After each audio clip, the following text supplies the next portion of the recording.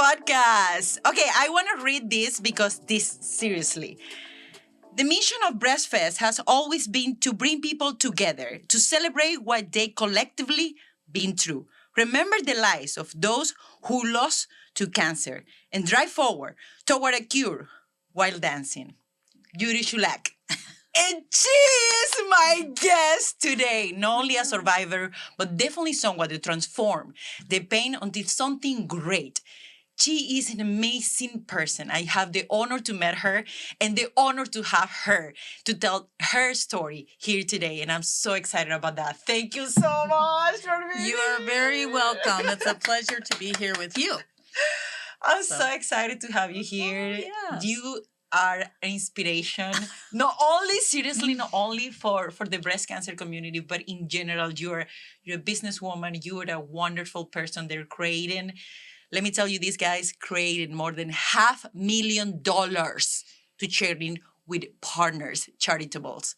Are you kidding me? More than $500,000, actually close to $550,000. They're like, Judy, right. Wow, welcome. Yeah. Well, thank you. Thank you. It's great to be here. And you have been quite inspiring to all of us. Just one day of meeting you at BreastFest, and we just wanted to be more part of your life as well. Oh, that was so much fun. This was the first BreastFest that I attend. Yes. And I can't wait for next year. It's amazing venue. It's amazing though you create there with so many partners, with so many. It's like a community you create there. The space is full of great energy. Yeah, it really is. It's just, it's a great support for people. And I just think that everyone has a different support system. And for a lot of people, they may not want to go to a group session, but they love to be surrounded by other long-term survivors. So it's really been great. And we have so many people that come back every single year. It is magical. It is magical. Yes. I can say like I didn't know what I was signing out for. Yeah. I was like, okay, we go there. I have so much fun. Yes. I met so many people, including your beautiful daughter, Sarah. I met many wonderful people. Your sister, your family was there, people from the community. Everyone cheer you like up and the mission you're doing there. Amazing items for so many donations. It was so much going on. And this, of course, with the cherry of great music. These bands, they're coming every year. This is fascinating when you create the magic that you create in this space. Yeah. Well, thank you very much. I love hearing people who have been there for the first time because they just don't know what to expect. It is amazing. And this is nothing that your story don't carry on alone. This is part of all your journey. So let's dig in. Yes. Dig in, that's it. Okay. Tell me about that 2011, if I'm not mistaken. Sure. That day. What day was that? What diagnostic was that? When everything starts? Okay, so I would say that prior to that day, I had a lot of cysts. So I have, it's just a common thing that I would have, whether it be under my arm or, different places I would have cysts. So oftentimes when I would go to my regular doctor for my checkup, I would tell her I feel like a lump. And she's like... It was a lump in the underarm? It was a lump in the... No, but, well, I would, just part of the story is that I would normally tell her that I had a cyst. And she would say, well, it's round, it moves. I think it's a cyst, but let's check it out. That must have happened 5 times that I would go and have these checked out. And my family, there's really been no cancer. And we have a huge family. So I never thought I would have it. And so this one year, 2010, it was towards the end of that year, I always had my mammograms. I had one in November. It was totally clear. And then, I don't know if you remember back in about 15 years ago, the P90X was a big workout thing. So I started doing this P90X and I was like, okay, if your muscles feel kind of pulled. So I was taking a shower and I was feeling like, oh, my muscles are pulled. It feels so great. And all of a sudden I felt like against my chest wall and I felt this lump and I said out loud to myself, it's not round, it's not moving. And I have to check it out. So I immediately went to the doctor and I went through the tests and then I was going to my daughter's house she was living in Denver and I had the test on Friday. Then I spent the weekend with her. And that following week on Monday, I actually so I used to run all of the operations for Buffalo Wild Wings. So I, you know, it was a pretty significant role, and we were in a leadership meeting, and I saw this number pop up from on my phone, and it was my doctor. So I went in this little room and took this call, and she's like, "You have cancer," and I was just shocked and mortified. And I went to my office. My secretary was there. She came in. I told her. She cried. I called my husband. We cried. Called my brother. We cried. And then I went back to that meeting. Wow. And so I stayed there. I stayed for the rest of that meeting. And then my biggest concern then, I had all of the leaders from all Buffalo Wild Wings were in from across the country. So I actually had shared it with them first because I finished out the day there, and then I went home. And the hardest thing was telling my kids, and I didn't really want the rest of Buffalo Wild Wings to find out, because I led their company, and so I didn't want this to be a big catastrophe. And so, so I remember my son, Joe. He's just so sweet. He's my youngest son. Now he's 27, but I said, "Joe, I have something to tell you." And he takes my hand. He goes, "You got promoted." And I'm like, "No." And he's like, "You got this." He said all these things. And I'm like, "No, I actually have breast cancer." And oh my gosh, he was just felt so terrible. And then my oldest son, Jake, was, he lived on, well, I hate to say he lived in the pole barn, but they had a recording studio out there. So he and his friends lived there. And so I asked him to come in, and then I shared it with him. And then I called my daughter, Sarah, which I felt so bad because I had just spent the weekend with her, but I just didn't want to tell her in case it wasn't real. So, so that was how it all started. And so then I went, and my diagnosis was because of the fact that I found it early. And so I was to have a lumpectomy. So they were just going to take it out. And then after they took it out, I guess they told me that there was a trace of it in my lymph nodes. So it was officially stage 2 because there was a trace in my lymph nodes. So then I had some of the franchisees from Buffalo Wild Wings. This one guy in particular, he called and he said, "Just don't necessarily take the most significant. A lot of people, I think, just have too much treatment. So make sure that you do the appropriate treatment." And that is a very good point you're touching there. How customized, because I feel that is important to every person customize. I think something as a breast cancer survivors, we customize our treatment. Right. How take you, Judy, to okay, I go to this road, this will be, how you make that decision? Because my oncologist, her recommendation, she said, "I would recommend that you have, not radiation, but chemotherapy." She said, "I would recommend you have chemotherapy." And I said, "Well, do I have to have chemotherapy?" And she said, "Some people always take the most significant treatment. Some people take the least. But if you really want to make a decision based on facts, we can take your actual tumor and have it sent out, and we can find out the impact that radiation and or chemotherapy would have on it." So that's what she did. She sent that tumor out, and when it came back, it indicated that it was the same exact likelihood of it coming back with or without chemotherapy. So I chose not to have chemotherapy, and I just had radiation. And interestingly, my daughter, she would say later, "Oh my gosh, I thought you were going to die because you didn't do chemotherapy. I was so afraid." And so now it's almost 15 years, and I'm glad that I did the treatment. I think you have to go with your treatment and not look back. It's just, you do have to customize it to yourself, and you have to advocate for yourself as well. Treatment stuff is very oriented of every case. Your case is different than and a lot of people claim also it's not only in my case we're hormones receptor and they're HER negative. Right. Not only that factor, they of course is equation they play a role in the treatment, but also a lot of people get associations between the emotional part. We all of us as a human, we're very individual. Right. We are very Yeah. unique. You're very like with something come up, especially like us, like in our families, where you say like our families don't have history, our families Right. like how to go there and customize what is best for me. Right. Like No, I think because and actually, I think we had talked about breast cancer education awareness.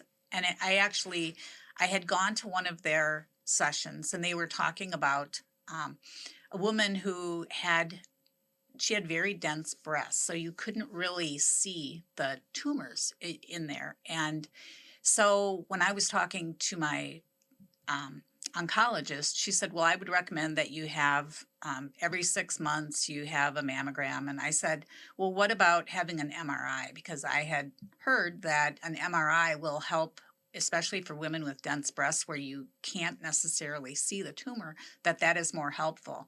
And she said, well, I wouldn't do it instead of, but I would do it in addition to. And that was, I was like, wow, she actually would listen to me. Like, I was like, she's like an oncologist, but I know my body, so Yes, that's where you yes. do have to advocate for yourself. But it was so fulfilling that, like, wow, she actually altered her treatment based on what I told her about my own body. So it was very, there's actually a great book that is called The Triumphant Patient, which I have given to anyone that I've known that has been diagnosed with breast cancer or any kind of cancer, because it's very much like that. It talks about like making sure you have a great doctor. If you don't love your doctor, if you don't think your doctor is great, change doctors. You need to advocate for yourself, and you want to make sure that you have somebody that's great, that you like, that you feel is giving you the appropriate treatment. And then you need to share things about yourself. And then everything else is just, having a positive attitude. And for me, I mean, I wanted to know like some things, but I was not the kind of person that was going to sit and read like every night for 10 hours on breast cancer. I mean, I'm just like, I'm not going to do it. I want to know enough The to basics. make sure. Yeah. I want to know the basics. Yeah, and that's move it. forward. I mean, and I just, I wanted to make sure that I understood it, but I wasn't going to dwell. I just wanted, like, honestly, before I had breast cancer, I just thought, you got cancer, you died. So I was just like so thrilled to find out there was a lot of other things in between, and that, I didn't feel it was life threatening. And so from there, and I know that, so this was in January, and we had a big conference, which I always had to give a major presentation at Buffalo Wild Wings. And my boss is like, you are not going. I'm like, I am going. Yes, I am going. Judith. Yes. Yeah. So, Woo-hoo! yeah. The only thing that was hard is I am a big hugger. So I hugged, and from the time I was with Buffalo Wild Wings for 16 years, every day, anyone I saw, I hugged. That's just the way that I was. So that was the hardest thing for me, was going to that after having surgery and then having all these people hugging me. Because people don't know about it. like, When you have a surgery, your arms. Yeah, It's exactly. like your arms get limitation. In my case, Yeah. it was only one because the arms. I'm still in therapy for like, okay, you cannot go. Oh, you yeah. cannot, like, Yeah. So it's especially when they Yeah. remove limbs. I imagine they Exactly. remove limbs. In your case, Right. especially if they remove limbs, it's therapy. Yeah, they it's actually related. didn't remove the lymph nodes. They just saw a trace there. Okay, so yeah. they live like. Yeah. So I was very fortunate. I had really, I mean, I had minimal treatment compared to what other people may have had. But I always say, when you have any kind of cancer, whether it's a little bit, a lot of it, and what stage it is, when you hear the word cancer, it changes your life. It So. does change your life. I was talking with my therapist Mm-hmm. because this is important, looking for help. And then she said, like, by default, your brain, everything that something happened to you, by default, your brain go to cancer. Right. Cancer. And also something that I learned, because what you were mentioning early, I look for different opinions. I was like, my first doctor, I feel like, I don't know, I'm not sure. I will. And then three more teams. I chop it around for teams who will perform the whole thing. Yeah. And something that I learned, they give me a lot of peace. There is something that in this 2024, we didn't know. I go to Mayo and the woman tell me, like, I know you're nervous, but let me look into you, like, look into me and listen. Stage 1, stage 2, stage 3 cancer, curable. Stage 4, It doesn't mean you will die. We can manage it. Right. Of course, every, body is unique and every treatment is unique. And we are not like a medical professionals or nothing. We're just sharing our experience with you guys or how it was for us. Right. But for that, give me peace. I was like, Mhm. what? You talking about stage 1 to 3 is curable of breast cancer? When our programming is Right. cancer, I'm gonna die.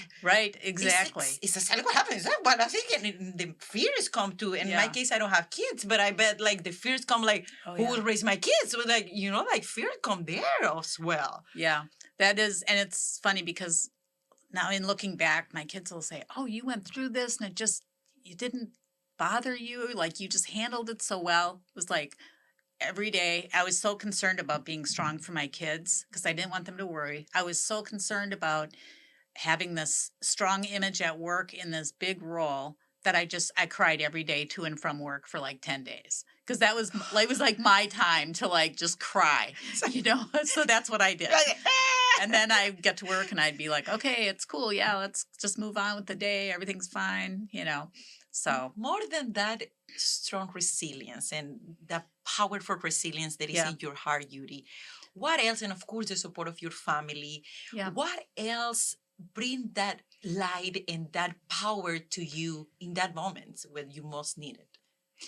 Yeah, I think I I have to say that has been part of my personality. I've just have been very resilient to things. So this was just something else to be resilient about. But I think that it was, without going into a long story, I did have a lot of things that happened along the way. My mom passed away when I was younger. My dad passed away before I got married. So I had a lot of things throughout my life that I had to adjust to. So this was just one more, and I was grateful that it wasn't more significant, and I think that it made me take a look at I of course like to control as much as I possibly can in my life, and then when you have somebody that is a control person that can't control something, then we try to control the future and other things, and that's kind of how BreastFest started.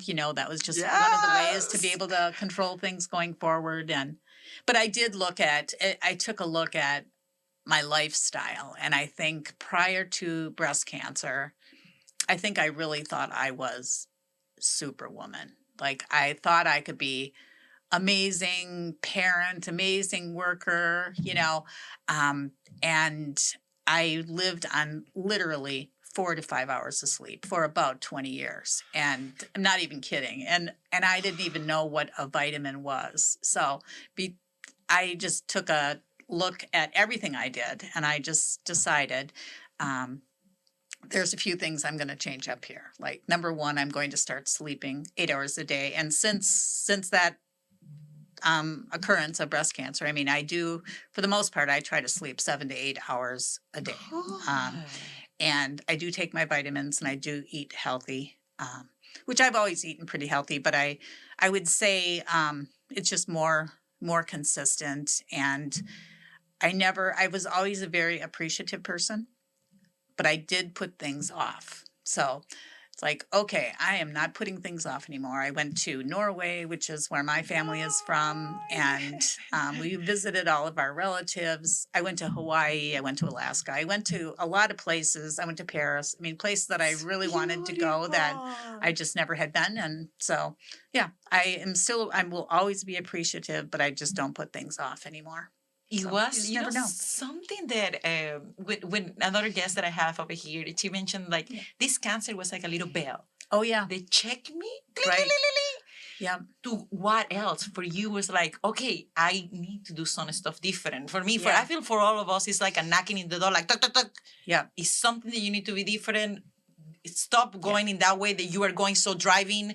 Right. Just, is it the tour over here that I want you to take? Yeah, exactly. So go for it and take it. So it's Yeah. like something that you mentioned I feel is so important, especially in these days, is the food. Right. How eating healthy it looks to you. Because for me, it's like, it's a lot of changes in my diet. Where I thought there was a healthy diet before. Right. Now I realize like, oh yeah, no, these have a lot of sugar. These have a lot of this. They have a lot of that.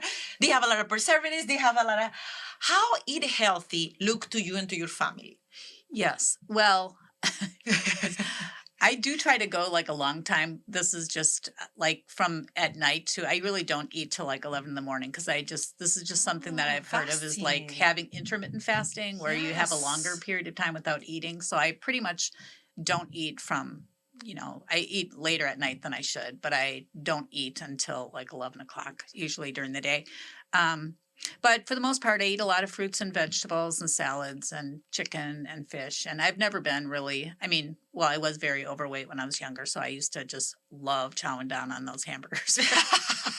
But really since like my early 20s, I was really kept my weight off after having kids and things like that. So I always did really eat pretty healthy. It was more like taking vitamins, supplementing. So one of the things I learned through breast cancer was that I have low bone density. So I think that was one of the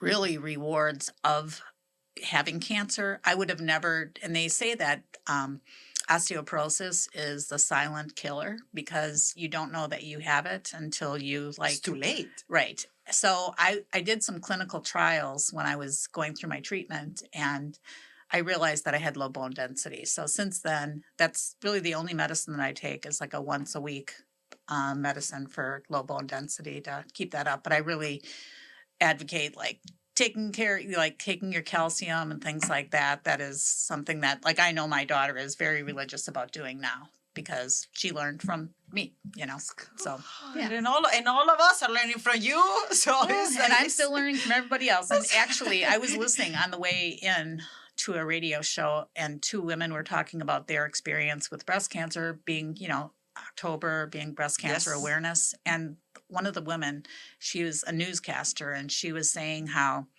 there were times in her life where she would go through low moments and she's like, I just don't want to be here. It was like, I'm just done with everything. But then once she had cancer, she's like, I want to be here. I want to be here. I want to be here. And it was like, just put that into her mind. Like, how could I have ever thought that? And then once you actually really have that risk that you have something that is potentially life-threatening to you, you just look at it differently. And it was a great segment to hear. It is something that put us, because we all know that one day we're gonna die. We're all gonna die. Surprise! Right. It's bad.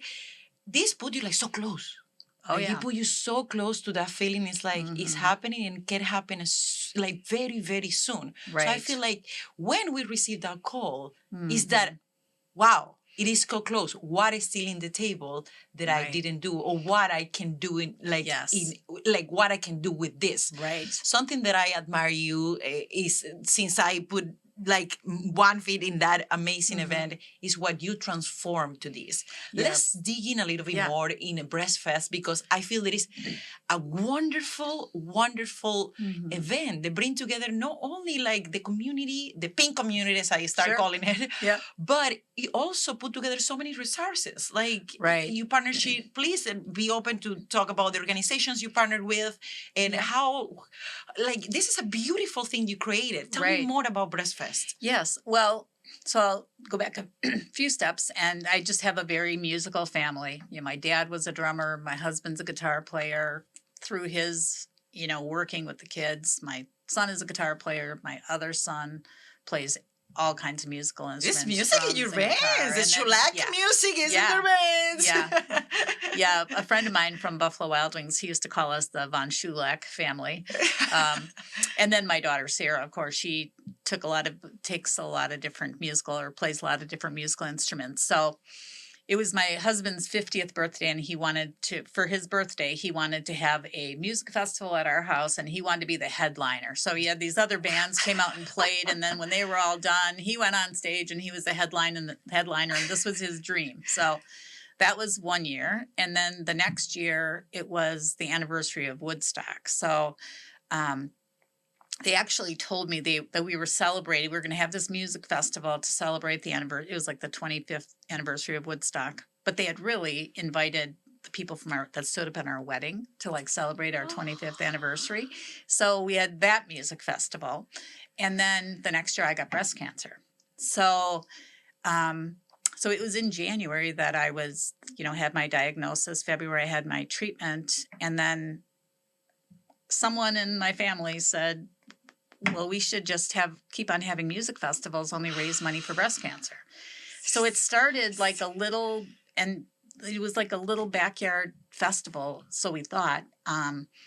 But we had, my son had his friends that lived there. They had this recording studio, so it started where they exchanged recording time to play at BreastFest. So we started having these bands play, and at that point it was at our house, which is next door to the event where you saw it. So it was the house next door, and we had 2 stages outside, and we went back and forth, and we had different bands playing. And especially in my role at Buffalo Wild Wings, I was able to get a lot of great donations for auction items and things. I mean, we had like Super Bowl tickets, and we had like all kinds of cool stuff. And let me tell you guys, when you enter to this place, it's like a pack of unbelievable prices and experiences and items and colors. And Cutie, I get to this bar and I was like, okay, this is a stage, woo, rock and roll. And then I turned and I was like, wow. It's like shop, but very unique experience of shopping, and you can bet in all these prices. It's just a unique experience. I was fascinated. Like I was like for 2 hours just seeing the items. I was like, wow, whoa. Everything was so cool, and you create that relationships with partnerships, and like how to build all that, and how you learn from all these years of building that beautiful community that you build there. Yeah, it just every year we added something more. And, there were times when we had said, let's do all these different events all year round. And then it's like, I don't really want to do that.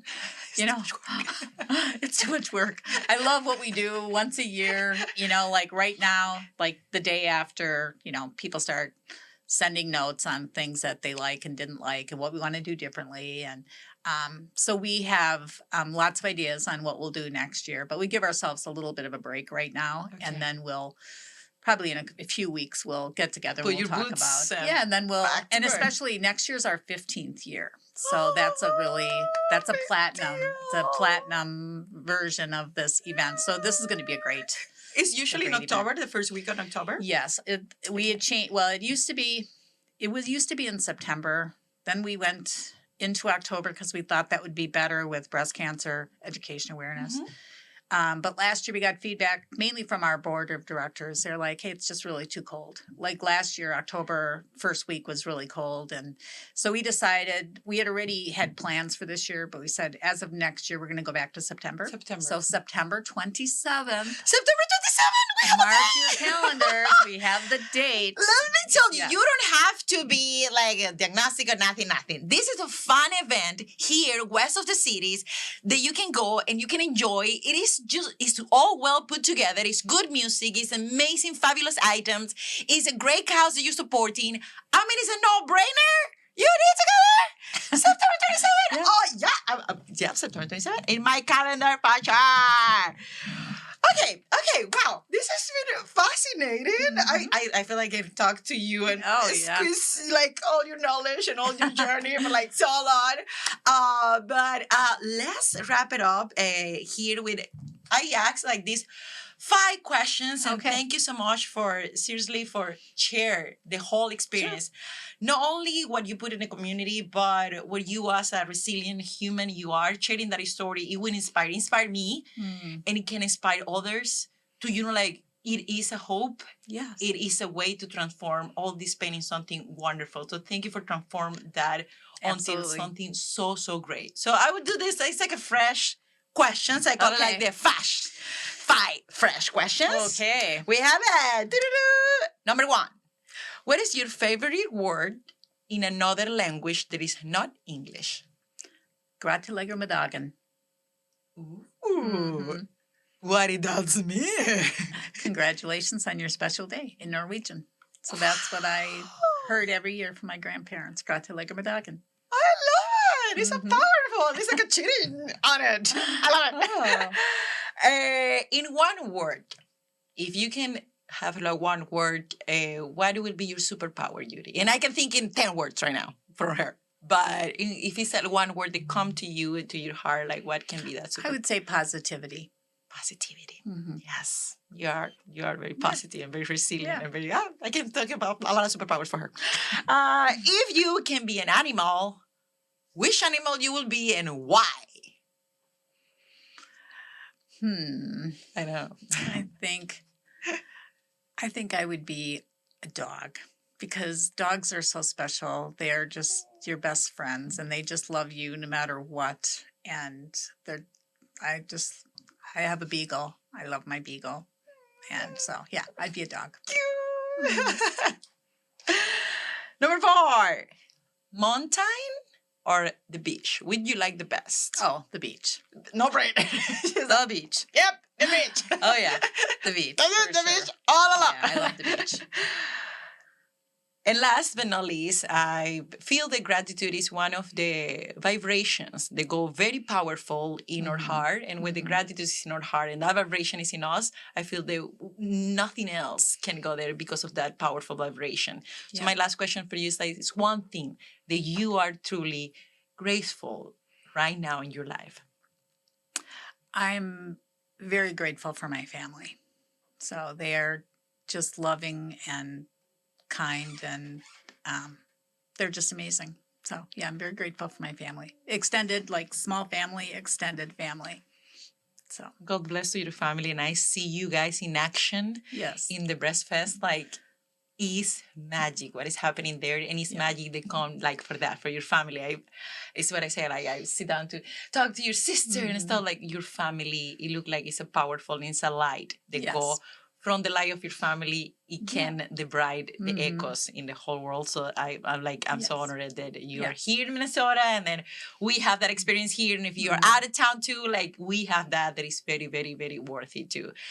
For close, I have a book where people can autograph the favorite quote and give it here for everyone. But first, I wanted to you say it in earth. And of course, thank you again for your time. And let's close with this beautiful quote. Okay, well, it's pretty simple. Knock the T off of can't and you can. So that's what my college English teacher said that to us in a class one time. And I have said that a million times over to a million people, but I just don't like people saying they can't do something. I'm like, well, if you knock the T off of can't, then you can. And then if you knock the T off of won't, then you've won. I have like a whole variation of this. Knock off. You hear it. You hear it. Knock all the T's and you can do it. Definitely, you can. Thank you so much for being here. This time it's been amazing. You're welcome. You are a wonderful, wonderful person. Thank you for being here. My pleasure. Thank you. Okay. Thank you, señores. Ciao, ciao. And thank you. We'll see you in another episode. This was Tetas Podcast. Thank you so much. I have this for you.